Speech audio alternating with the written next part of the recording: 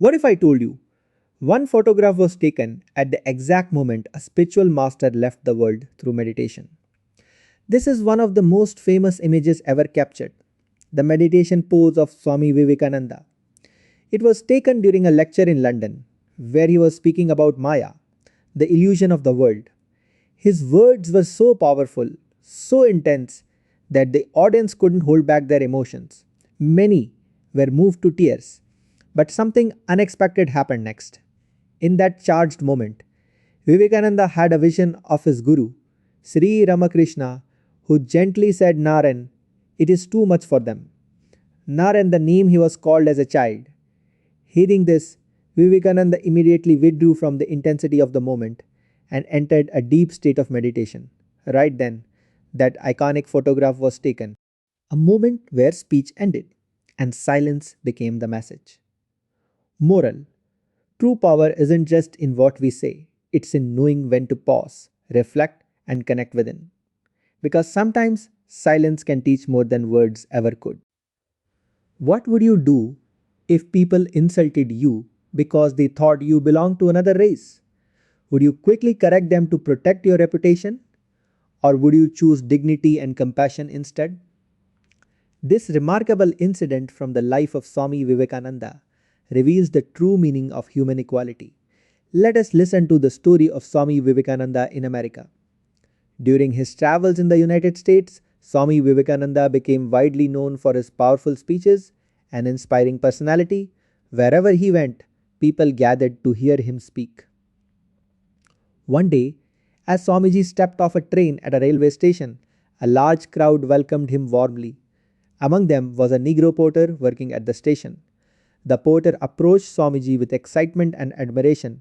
With great respect, he extended his hand and said, Congratulations. I am extremely happy that a man of my race has received such great honor. Our entire community feels proud of you. In those days, racial discrimination in America was very strong. Many people treated the Negro community unfairly and denied them basic respect. Swamiji understood what the man meant. Without hesitation, he warmly shook the porter's hand and replied, Thank you, brother.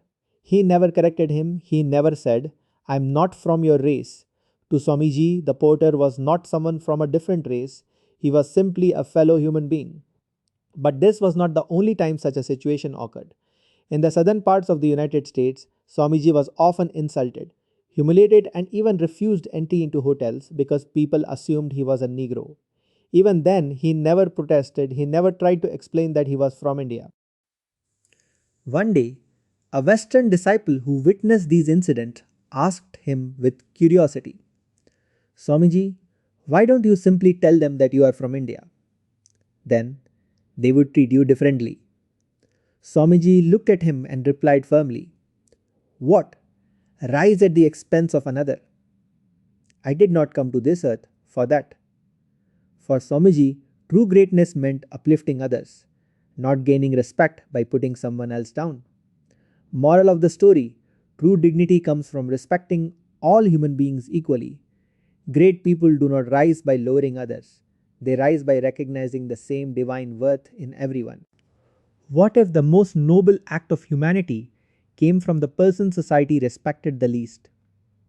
One night at a railway station in Rajasthan, a poor cobbler taught a powerful lesson about compassion to everyone around him, including the great monk Swami Vivekananda.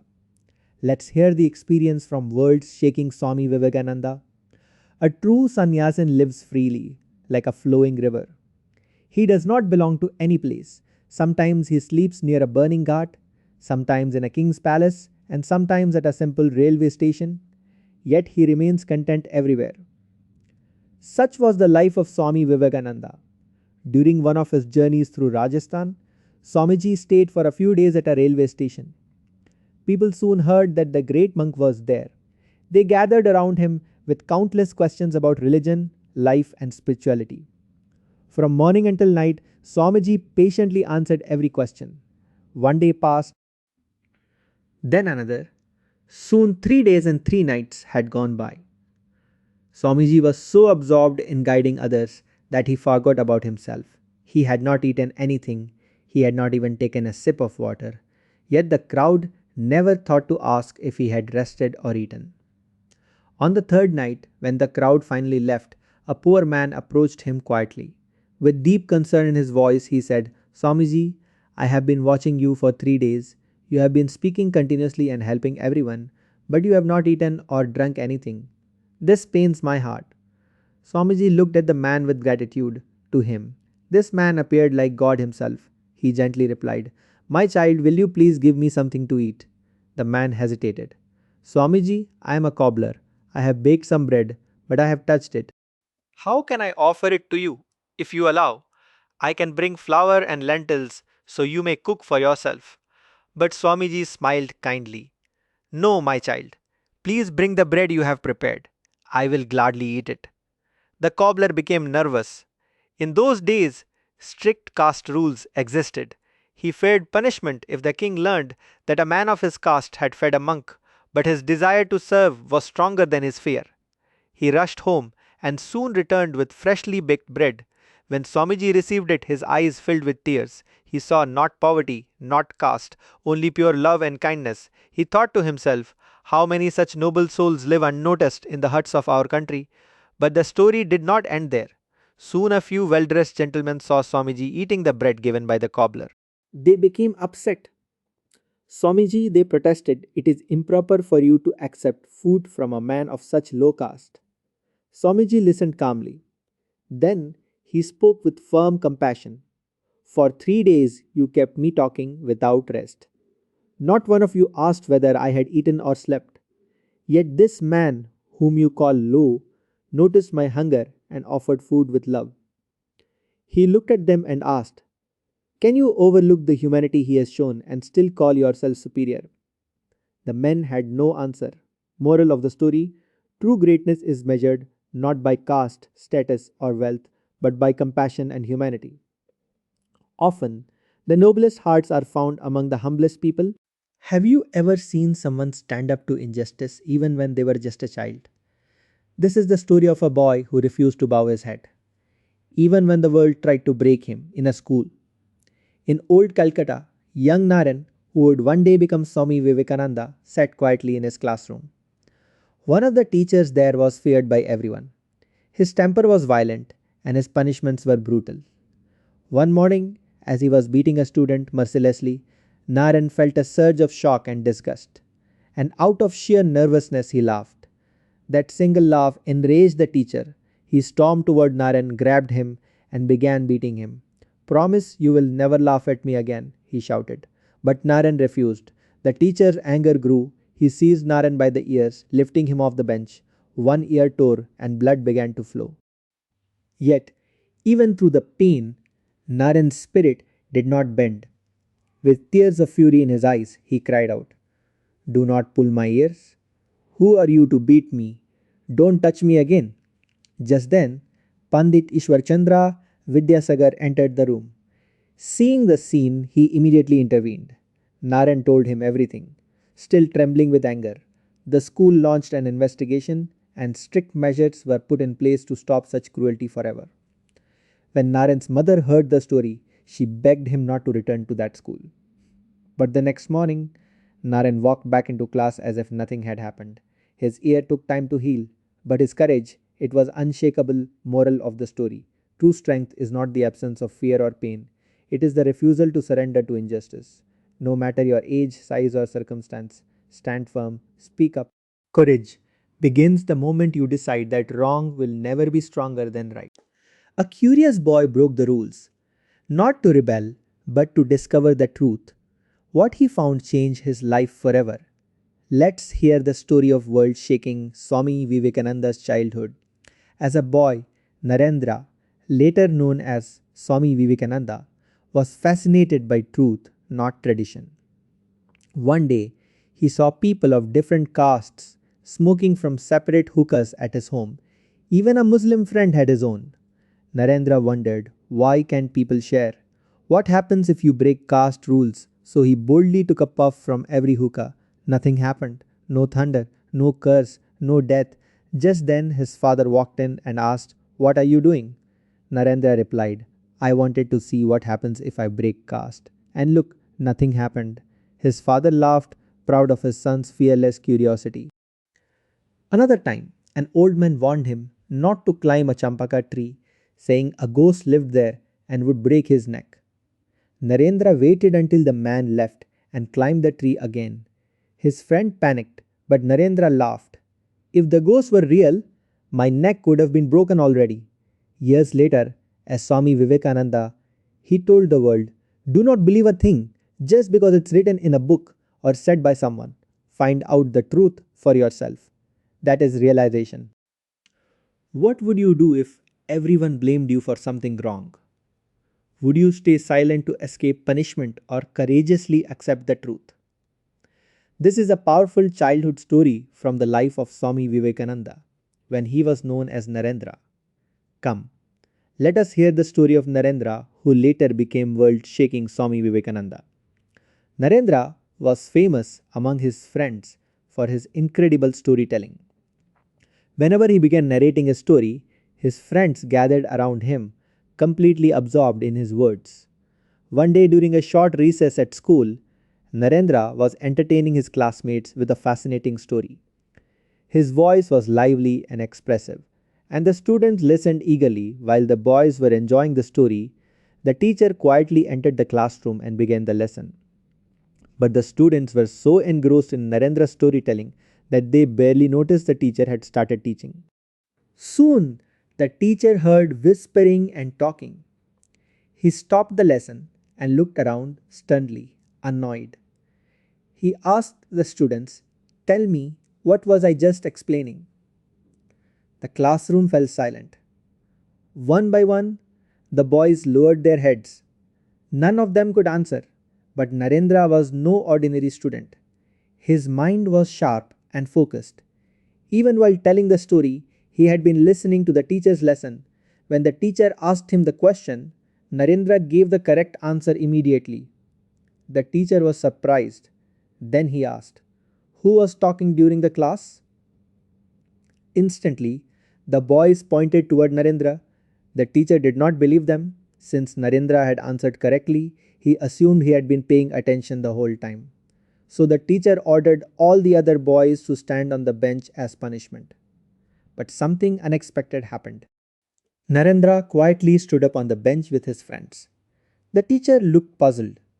Narendra, you may sit down, he said. You answered correctly. But Narendra replied firmly, no, sir, I must also stand up, because it was I who was talking to them. The classroom fell silent. The teacher looked at Narendra with deep respect. It takes courage to accept the truth, even when you could easily escape punishment. Moral true character is shown when we take responsibility for our actions, even when no one forces us to. Honesty and courage are the marks of great leaders. A young boy was punished, even though he was right. What his mother told him next changed his entire life. Let's hear the story of Narendra, who later became world shaking Swami Vivekananda. When Swami Vivekananda was a young student, known then as Narendra, something unfair happened. One day in class, his geography teacher asked a question. Narendra answered confidently and correctly, but the teacher thought he was wrong. Despite Narendra insisting, I am sure I am right, the teacher grew angry and punished him harshly, hurt, and in tears, Narendra went home and told his mother everything.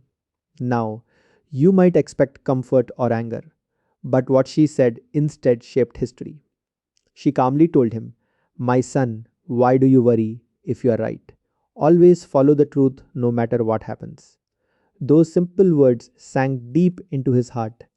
Later in life, Narendra met his spiritual master, Sri Ramakrishna, who lived this same truth every single day. He would say, if a person holds on to truth, they will realize God, inspired by both his mother and his guru. Vivekananda made truth the foundation of his life. And one day, the world heard him declare, everything can be sacrificed for truth, but truth cannot be sacrificed for anything. Moral: stand by the truth even when you stand alone, because truth is the strongest foundation you can ever have. Can a thief become a saint? Sometimes, a single act of kindness can transform a human life forever. This is the incredible story of a thief whose heart was changed by the compassion of a saint. Let's hear the story from the life of Swami Vivekananda. In the town of Gazipur, on the peaceful banks of the river Ganga, lived a holy saint named Pavhari Baba. He lived a simple life, spending most of his time in meditation and prayer. Devotees from many places came to seek his blessings and often brought small offerings for him. One night, a notorious dacoit decided to rob the saint's house. For many days, he had been secretly watching the place. He saw devotees bringing offerings and thought that the saint must have hidden treasures inside. Late at night, the thief quietly broke into the house. Inside the first chamber, he found several silver utensils. Thinking his plan had succeeded, he quickly filled his bag with them. But as he moved, the utensils clattered and made a loud noise. Hearing the sound, Pavari Baba slowly came out of his meditation. What is that noise? He wondered. Perhaps an animal has entered. When he stepped outside, he saw the tall figure of the thief. Startled, the thief immediately dropped the bag and ran away in fear. But something unexpected happened. Instead of calling for help or shouting at the thief, Pavari Baba picked up the bag of utensils and ran after him. Soon he caught up with the frightened thief. Breathing gently, the saint said kindly, "Why are you afraid, my child? These things are yours. You came here for them, take them." He even offered to give the thief more items if he wished. The thief stood there speechless. Never in his life had anyone shown him such kindness and compassion. He left with the utensils, but with a heart that had begun to change. Years passed. One day, while traveling through the icy Himalayan region on pilgrimage to Kedarnath and Badrinath, Swami Vivekananda noticed a sadhu lying weak and helpless in the snow. The conditions were harsh in those days. There were no proper roads or facilities for travelers. Moved by compassion, Vivekananda immediately took off his own blanket and covered the sadhu. The sadhu slowly opened his eyes. Looking at Vivekananda, he recognized him as a spiritual man. Then he asked him, "Have you heard of the saint Pavari Baba?" Vivekananda nodded. With deep emotion, the sadhu continued, "I once tried to rob him. I was the thief. But instead of punishing me, he ran after me and gave me the things I had tried to steal." Tears filled his eyes. That day, his kindness changed my life. Since then, I have been trying to repent for my sins and live a spiritual life. Moral of the story: true compassion has the power to transform even the hardest heart. What would you do if a crowd of aggressive monkeys suddenly started chasing you? Would you run or would you turn around and face them? This simple moment in the life of Swami Vivekananda became a powerful lesson about fear that people still remember today. Let's hear the story from life of Swami Vivekananda. One day in Varanasi, Swami Vivekananda visited the famous temple of Mother Durga. After offering his prayers, he stepped out of the temple and began walking along a narrow path nearby. The area was known for its large groups of monkeys. Suddenly, a number of monkeys surrounded him. They began chattering loudly and moving closer. Some even showed their teeth and tried to grab at him. Startled by their aggressive behavior, Swamiji began to walk faster, but the monkeys followed him. Soon they started chasing him. Swamiji began to run, hoping to escape them. The faster he ran, the more boldly the monkeys chased him. Just then, an old sannyasin standing nearby watched the scene unfold. Seeing Swamiji running from the monkeys, he called out loudly, "Stop! Face the brutes!" Swamiji immediately paused. He turned around and stood firmly facing the monkeys. The moment he faced them with courage, something surprising happened. The monkeys stopped.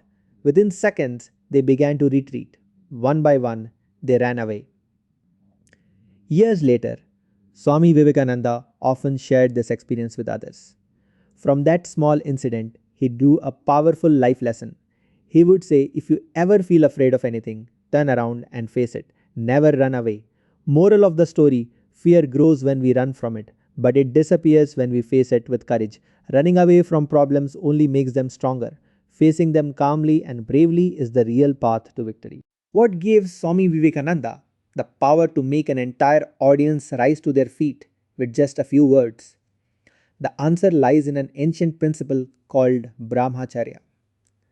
When Swami Vivekananda stood before the audience at the Parliament of the World's Religions, he began his speech with the now famous words, Sisters and Brothers of America. Before he could continue, something extraordinary happened. The entire audience stood up in applause. For several minutes, the hall echoed with admiration and respect. But what created such a powerful impact? Years later, Swamiji revealed the secret. He said it was not just his voice or knowledge, it was the power of Brahmacharya.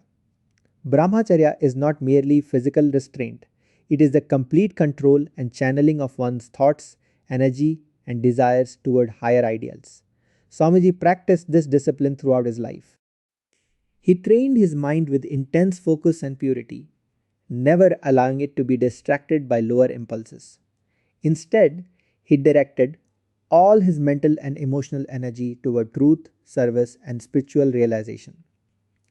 This practice generated immense inner strength, a strength so powerful that when he spoke, his words carried clarity, conviction, and spiritual force. People were not just hearing his words, they were feeling the power of his character. That is why a simple greeting could move thousands. Moral of the story. Self mastery leads to true power. Through Brahmacharya and disciplined thinking, one can develop inner strength that influences the world. Imagine becoming famous overnight in a foreign land, welcomed by the richest people, surrounded by luxury and admiration. Yet instead of celebrating, you spent the whole night crying for your country. This was the heart of Swami Vivekananda. The story after his historic speech at the Parliament of the World's Religions, Swami Vivekananda became famous across America. People everywhere wanted to meet the young monk from India. Wealthy families invited him to their homes, and society's elite admired his wisdom and powerful words. One day, a very rich and influential man invited Swamiji to stay at his luxurious mansion in Chicago. The house was magnificent.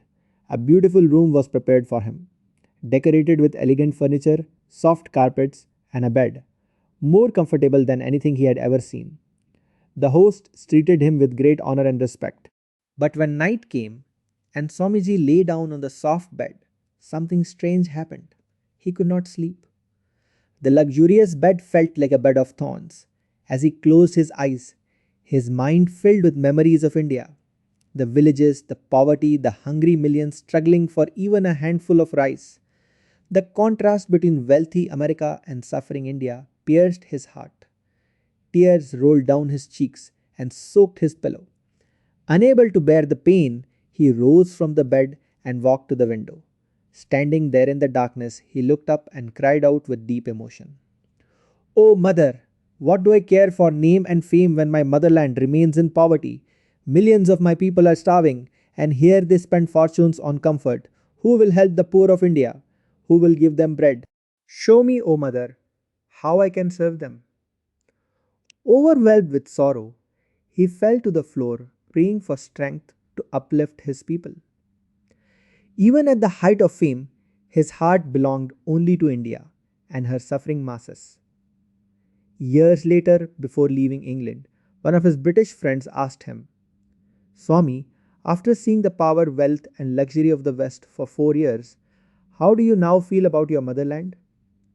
Swamiji replied with deep feeling, "Before coming here, I loved India, but now the very dust of India has become holy to me. The very air of India is sacred. It is my holy land, my place of pilgrimage." Moral of the story: true greatness lies in loving and serving one's people, even at the height of personal success. Swami Vivekananda's heart never forgot the suffering of his country. Have you ever looked at a difficult path ahead and felt like giving up before even taking the next step? Sometimes all it takes is one simple insight to restore courage.